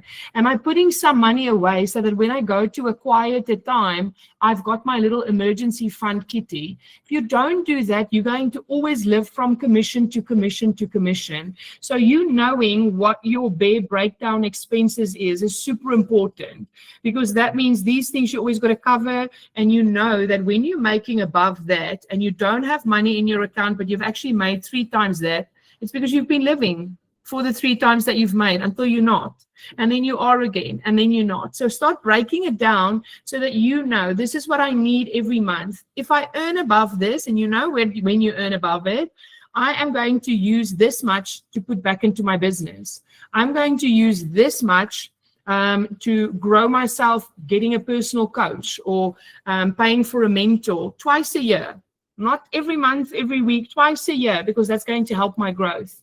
I'm going to pull this out so that when I spend that 2 hours with that person that I'm paying for, I can really get value out of that session. They can see where I am, where I'm at, what am I good at, what am I not, what is my values.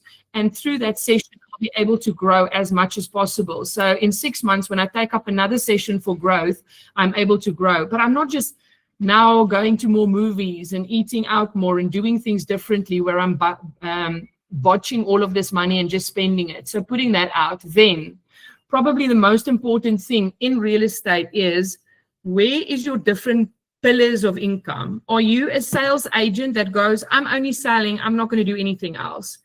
Then that's fine. But how big is your kitty? How big is that put away money that you've got? What about if you start saying, you know what, I'm not a rental agent, but I'm going to make an effort to get rentals in, and I'm going to partner with a rental agent, and then they're going to give me referrals for the rentals that I'm giving on to them, because this is going to start giving me an additional stream of income.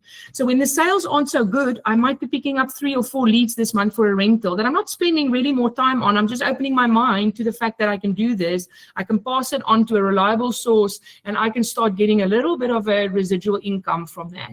Or, you know what, I am really creative and I'm really good at flipping properties. So why not partner with someone that I can start flipping properties with? I identify the properties, I help them negotiate so that we buy this property and we flip it and we sell it for 400,000 rand profit on what it is. I'm positioned to be able to do this. I'm creative to be able to do this. Or I bring in a creative partner to be able to do this with. What if I then start flipping properties? Because now suddenly if I do this with a partner and we've made 400,000 rand of it, each of us suddenly has got 200,000 rand annually on top of our normal earnings. And it's not reliant on just my general sales. Guys, if you're in real estate, you're running a business. If you run any business, you need to know you can't just be reliant on one stream of income. You have to have more than one stream of income. What if one of the guys on my team is very good at this? What if referral bond.com becomes a really good strength for you. So you look out for opportunities instead of having 20 or 40 buyers that are applying for a property and you only care about the one that you're selling it to. What about looking at the other 39 and seeing which 5 of them can you plug into a referral bond com, even if they don't buy from you, and start getting that residual income, because all of this is going to start piling up. And if you go to this sheet where you are doing your expenses, where you are looking at how much is your expenses monthly, what if your main pillar, sorry, and this is all about business, but what if your main pillar of income is not just about those sales comms anymore? What if your monthly expenses are being paid by the other 3 where you're getting less income, but you are able to get some income so that you can have more referral comm? Then what are you doing to market your business and how much are you spending on marketing your business? Now, Mpho, this is what you brought up because you are at the moment trying to tick all of these boxes and more. We'll start adding things on here. That is not the idea of this. The idea is, what am I doing now? And when I get to the end of December 2026, what am I doing? Right now, I'm not sending out a monthly email because I've only got 5 email addresses. Right. What if you start sending a monthly email to those 5? Very quick and easy. Do something either with PropCon or your CRM or ChatGPT, and you start emailing out a little monthly newsletter about your area and about what's going on with a nice big photo of you, because it gives them an opportunity to see you. And one of your goals also is to grow that little database so that instead of having 5 on your database, when you get to the end of the year, you now have 150 people on that database. And it means there's 150 emails going out. So what are you doing with regards to your social media? Maybe you don't have a website, but you've got your Instagram and you've got your Facebook and you've got your TikTok. What are you doing there? Even if you just spend half an hour a week, which you're not doing right now, it means that this is growing. But you also want to look at things where you are spending a little bit of money that you're putting back in your business. That is how a business is run and grown. You have to put money back in your business. Guys, I don't know of anyone that builds a successful business and does not take some of that money, pouring it back into their business. We have to do that. There are far too many agents that just live from commission to commission, never looking at taking a little percentage of this commission, reinvesting it in myself, because now next year I'm going to make double that amount of commission because I've invested a small percentage of what I made this year. You have to start looking at what are you doing in marketing your business, and you have to start putting a percentage aside where you're willing to spend on your business. Then a goal achievement system. So this is where you're going to check yourself on. Goal 1, if you've achieved it, you get later on, 6 months, maybe down the line, 3 months, find a little accountability partner. Goal 1 was this. Why is this your goal? What is the excuse if you don't get this? What is failure going to cost this? Or if you have been making an excuse, how can you resolve this? So this is where you physically start tracking little goals. Have you done them? Have you not done them? Why aren't you doing them? And what can change? Is it your mindset? Is it your time blocking? Is it your time management? What do you have to do to change these things and start really reaching some of these goals as you go through 2026? And again, we've got them in the business ones, we've got them in the F's, the family, the faith, the fun. So if you get to halfway through next year and you're like, you know what, in my family column, I said I need to do this, I'm not doing it. Why? What's the excuse? I don't have time. We've got time for everything that we prioritize. So how important is this really for you? And why is this on your goals? So start looking at all of those little things that you are doing and that you're not doing. And this probably is the most important pages of the book. Why? Because this is where you're going to start tracking yourself. You're going to put an action item and a due date. And you're not going to put 50 of them down, guys. You're going to put 3 or 4 of them down at a time. And as you do, it's been done, you'll add 1 or 2 more. Next week, it's been done. But this is where you've got to sit with yourself once a week. So whether you do that on a Friday morning or on a Wednesday morning, a time where you can really commit, a time where you're not going to feel, I'm tired and I'm not going to pay attention to this right now, because then your growth is going to fall off the table again. So this has got to be, and this will not take you more than a half an hour. It could only even be 15 minutes when you start off with, but that is the time you book with yourself, and it's your sprint time. And in that sprint time, you look, have I done this action item? Have I not? So I have got one, for example, here, and this happens to me day on day on day. I'm going to show you this. I don't never know how to do these camera things, but you'll see me There's tasks that I crossed out and I've done them yesterday, action items. And then there's tasks that I will not go sleep tonight unless they are done. They are highly important to me. So the sprint page you can put on your desk, and as you sit there and you're like, I have to do this, I have to do this. Not long, elaborate things that is going to be an action item. Sometimes I can be on my WhatsApp and I'm like, I'm not answering that person right now because I got to do something. I write that down on here. Okay, well, do it so you can say that WhatsApp is answered. So these are little things where you action and track yourself, and that little sprint is going to give you energy when you feel, oh, I'm flat at the end of the day, because you've put 3 things there and you're like, no, I got to do those 3 things.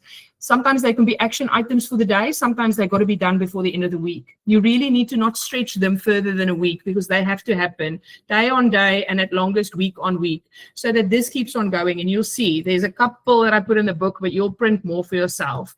So action items is where you track yourself every day. So having a little sprint sheet means that if you put your pack of sprint sheets together and you want to come to me in 6 months and you're like, Lisna, I'm not close to my goal, but look at my sprint sheets. Look what I did every day. Look at my action items. I promise you from these, we would be able to identify what are you not doing at the moment, or where you're not spending your time that could change your business and could change your life. So these are extremely important. You do not want to neglect them. That's why there is 1,000,006 of them in, and then there's a little budget sheet for you as well. And this is just to get your mind started. This really isn't a final budget, but it shows you business expenses, personal expenses. You really want to take this into ChatGPT and say, work with me, ChatGPT, let's make an Excel sheet, let's make this bigger, and let me start putting in my things on a monthly basis so it becomes a budget sheet. I've actually got someone that sent me one that I'll review, but I like to create my own things as I move on with GPT, because I always decide that I need something different than what it's offering me. And all it is ask ChatGPT, please update this, please add this column, please do this for me. And it'll continue, and I'm not sitting there doing the physical admin, but it is keeping me on track. Guys, and now I've left 8 minutes for us to chat, and I would love to hear from you. Let me see, Wendy, I did send the email out. If you were on the RSVP, you should have received the link to the book. So it came in, this link was in there. So it said join the meeting here, and then next to that it says download to print the booklet. It was in the email. So if you RSVP'd for this session, it should be in your mailbox. Petrus, go for it. Oh, if you don't mind, I'm going to speak Afrikaans. I hope that people can. I'll translate, don't worry, go for it. Dis nou, jy weet, ek is nie van jou maatskappy nie, maar ek moet vir jou sê, die insig dat jy gedeel het vandag met ons is fantasties, hoor. So baie dankie vir jou tyd, dit is regtig awesome. Ek het die boek geprint en ek gaan deur hom werk, en ek dink ek gaan bietjie van jou inligting bietjie oordra na ander kollegas te hoor. Ek waardeer dit, Petrus. Baie dankie. I might ask some of you, so Petrus was just saying he's from a different company. Guys, this is not, these things that I do, LinkedIn, all of that, it's not company related. I really have a passion for people. That's why I had a college in the first place. So you can take this, and in your Rawson, in your Pam Golding, in your Keller Williams, wherever you are, I want you to say at the end of next year, you know what, spending that time with Lisna really helped me in my life and my business. Remember, my goal is to make a difference. So I would be able to then say, I did that today. So I want to ask you as well, I don't care what company you're from, if you want to give me a little shout out on Facebook or Instagram to say, Lisna, I really enjoyed the business planning, or if you did LinkedIn with me, whatever, I really appreciate those shout outs, because then I know. Sometimes it can feel like you're talking to yourself when you sit in front of a computer. When it's a real life audience, it's different. But as someone sitting in front of a computer, it's really nice for me to receive those. Makes me warm in my heart and makes me feel like I did what I set out today, which was to make a difference. Johan, go for it. Hi, Lisna. Thanks very much. This is wonderful. I think it's something that really has opened eyes, especially from my side. Just a quick question: how often do we need to work on the SWOT analysis? Because you said every 3 months. Do we keep it at 3 months, or is it a constant? Yeah, you can change it as you feel like your time and your growth goes you on. So I like to do it, I would say, every 3 to 6 months. At the moment, I know that my growth is not dependent on it. So even if I push it out sometimes the 6 months to an 8 months to kind of see where I'm at, I'll at least do it once a year. But I find that people, because we've got lots of thumbs down in the beginning, meaning they're not planners. So because we have a lot of people that are not planners, for you to get easier into planning and for you to actually follow the plan, which is more important, those 3 months little dates that you set with yourself kind of keeps you in action. Because what a lot of people do, and that's just human nature, they come to a session like this and then they don't follow through. And then actually I didn't do anything for you. Everything that we did here today is not something that I did, it's actually what you're doing. And the only reason that that would really have an impact on your life is if you follow through. And the only way that you'll follow through is if you keep on revisiting this. And that's why I'm such an advocate, for example, like for this book, because I'm like, if you've got a nice book, you bind it nice, it's color printed and it's lying there. Even if the front page is color print, it kind of lies there and it's like in your life. So when you see it, you're like, oh, let me open this book and see, because I'm feeling like people are pulling me in a million directions. What can I do differently? Like, how can I revisit so that I stick to my plan?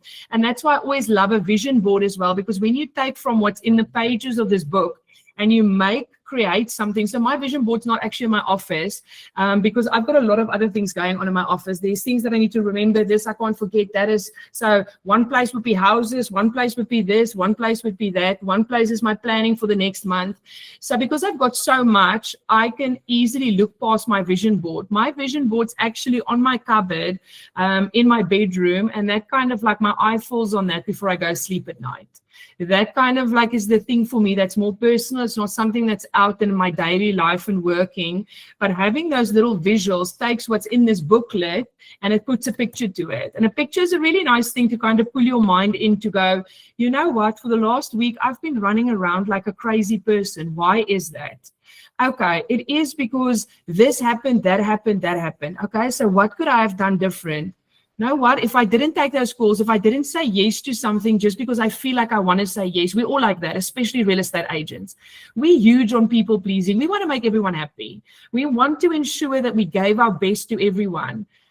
Being a yes person does not mean that you gave your best or you didn't give your best. But being a yes person means you can be a year down the line and all of your dreams and goals has received zero of your attention because you were saying yes to everything. So one of the biggest things I've worked on personally is to not be that yes person all the time and to go, does this serve what I'm supposed to do this month? Does this serve what I'm supposed to do this week? No, it doesn't. So because it doesn't, I'm not going to give into this and just say yes. I'm going to find an alternative so that I can still give you a solution. I can still give you help. I can still find you some way for something that you need. But that does not mean it needs to equal an hour or 2 hours of my time, because then I actually disappointed myself. And I think as human beings, if we can stop worrying about other people, don't compare yourself to other people, don't worry about what other people are doing. If you focus on what is going to disappoint you, that's when you're in the right track. I know I don't need other people to expect things from me because what I expect of myself is way more. So if I'm going to disappoint myself, I'm not going to sleep lekker tonight. So I never want to disappoint myself. I want to stick to what I promised myself. And doing a plan like this, doing a vision board means you are going to stick to what you put out for yourself. And if you are not disappointed in your values, the person that you are, the way you take things on, it really doesn't matter what anyone else thinks. There's a saying that says, what other people think or say of you is none of your business. And I'm a firm believer of that. It's none of my business. And I also don't like to involve myself in things that are other people's business. I like to stick to what is my business because that's where I can grow as a person. And if other people have misunderstood me or don't really understand what I meant for something, I would be so open if they come to me and they say, I really didn't like that you said that. I'd be like, oh my word, I never meant to make you feel like that way. Explain to me. And then once we've had the conversation, we're all over. But what do we do as human beings? We go tell 10 other people that I don't really like that about Lesna. But you maybe just didn't understand it. And we all do that. We all do that. So my challenge to you would be, instead of saying something to someone else and taking your assumption, because you know what assumption is the mother of, I'm a firm believer, and we all like to assume, Don't assume, ask a question. Don't assume, put yourself in someone else's shoes. The same thing when we deal with buyers and sellers. Oh, that seller was so rude with me. You don't know what they're going through today. You don't know what their last 10 conversations was like. You don't know what their pressure at work is like. You don't know what their marriage is like. So don't assume. Don't just always assume someone is rude or they're nasty or they're different or whatever the case is. Assume that they're having a hard day, because we all do. Assume that someone's going through something that maybe is not the case. And if you do that, you're like, you know what, I can't focus on that. I can be the happy and the kind bubble showing up, and then I can move on from that, and I can make sure that I don't disappoint myself by the end of the day. And then I've done well. That was a long answer. I like to preach, but I'm no preacher. Other questions? I like that, Johan.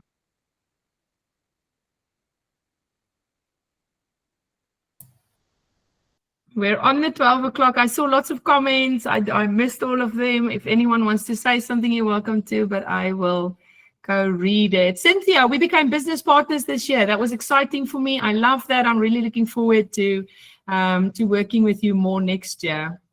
Thank you. Thanks, Lesna. I thoroughly enjoyed this, and I'm very amped for 2026 now, more than I was this morning when I woke up. That's awesome. That's why when people were saying to me, listen, you're doing 2 things this week, like, aren't you tired? I'm like, this gives me energy, because I get excited about the fact that I can craft what next year looks like for me. And that's what each of you can do. You can craft what next year looks like for you. Maria is saying she loved it. She's doing it with her family over the holidays. I love that. We all have to make sure everyone, and also one thing that I did not say, Marie, and that kind of made me think about that, our personal lives, like, how much time do you spend with your kids, with your spouse? I don't mean like doing the drive up and down, you got to organize this, you got to work on that, you got to do that. How often do we spend time with friends, family, to know who they are, what do they like, what do they not like, what are they dreaming about? Because if you don't know their dreams, how are you like living with them in one house? How are you aligning what you're doing and what they're doing? So have those conversations. If you are wanting to have a stronger bond with family, with friends, with a spouse, whatever, what about putting an hour aside a week that is not about a date that you're going out and a dinner that you're going out, just to talk? What do you really want to get out of this month? What has this week been like for you? What are the things that really what did I do that really disappointed you, or that maybe hurt your feelings and I didn't even ask? We don't do that stuff because we don't make time, but we do make time for a lot of this. We make time for a lot of this, and we also make time for anyone that thinks that they need to dictate our days through it, through a little screen to go along with it. So if I only helped you with one thing today, is think twice about how much you run after that little device, and how if you start thinking differently and you use it to your advantage, not to your disadvantage, it could change your business, your friends, your family, your fun, all of those things. Someone's asking a question. How can we get the recording? Guys, it'll be on my YouTube. It does take some time from here to go to the Google Drive, normally about half a day. I don't know why it takes that long. So I will load it in, and then I'll also pop it out on email, the link for everyone that RSVP to this section. I'll pop the link over to you. I have had several requests that said to me, I really want to do this, Lesna, but I can't do it today. So I'm probably going to do a repeat of this, a live session in early January. They will be a little bit behind from where you guys are standing, but rather a little bit behind on a month or half a month, then on 12 months. So if you then want to invite anyone in, you can just keep an eye out for that. I will pop an email to notify you when in January. But thank you all for being here. Thank you for your kindness out in the field. It's always awesome to be in an online session, or if I've seen you at a AHA Club, that's always been fun. If you are part of my company, I'll see you at the cocktails if you're in Cape Town. I know some of you have been having cocktails in Joburg and Durban. I saw all of that and I'm like, oh, I want to be at every party. So I'm looking forward to our Cape Town party for the Cape Townians. I'll see you on the 11th. For everyone else, have a blessed festive season. Spend some time to grow who you are and what you want for next year. And thanks for all of your love and kindness. Thank you, Lesna. Have a blessed Christmas, and thank you for everything you did for us this year. We really appreciate it. Thank you, Lesna. Thank you very much, Lesna. It was awesome, guys. We'll chat soon. Remember to tag me in your posts.